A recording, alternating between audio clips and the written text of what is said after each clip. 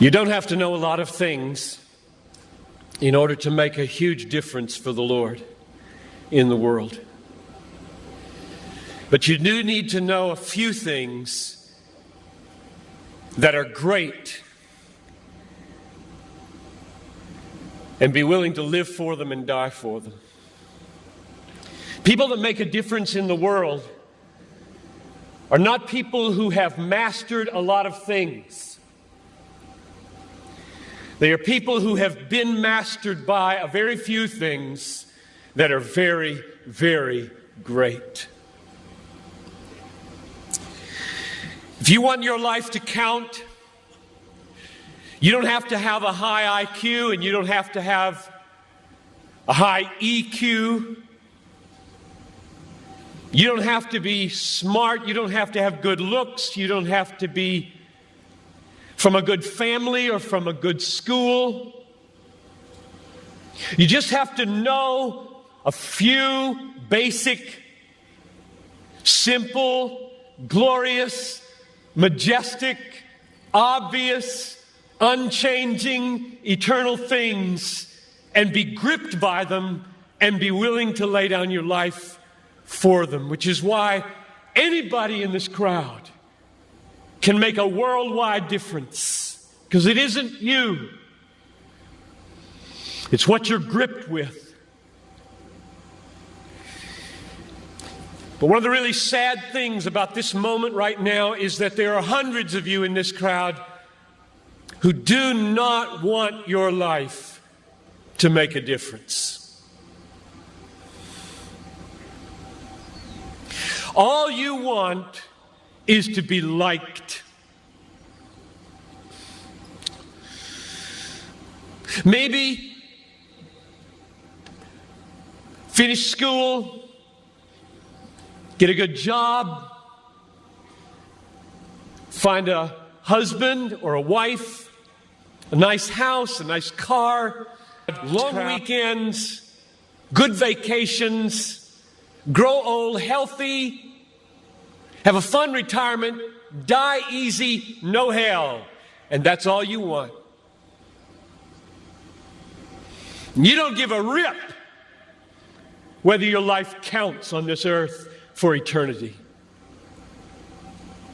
And that's a tragedy in the making. That is a tragedy in the making. About 3 weeks ago, we got news at our church that Ruby Eliason and Laura Edwards were killed in Cameroon. Ruby Eliason, over 80, single all her life, a nurse, poured her life out for one thing: to make Jesus Christ known among the sick and the poor in the hardest and most unreached places. Laura Edwards, a medical doctor in the Twin Cities, and then in retirement, partnering up with Ruby, also pushing 80, and going from village to village in Cameroon.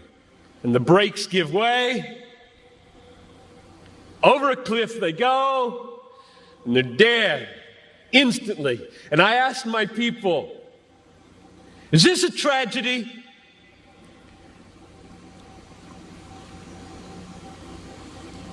Two women in their 80s, almost. A whole life devoted to one idea: Jesus Christ magnified among the poor and the sick, in the hardest places. And 20 years after most of their American counterparts had begun to throw their lives away on trivialities in Florida and New Mexico, fly into eternity with a death in a moment. Is this a tragedy, I asked? It is not a tragedy. I'll read you what a tragedy is.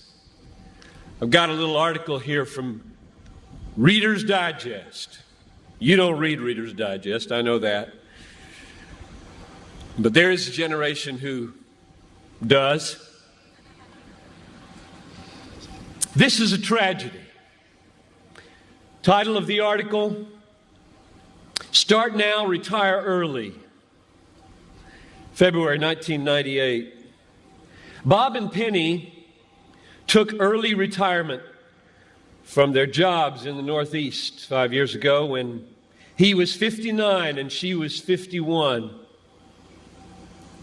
Now they live in Punta Gorda, Florida, where they cruise on their 30-foot trawler, play softball, and collect shells.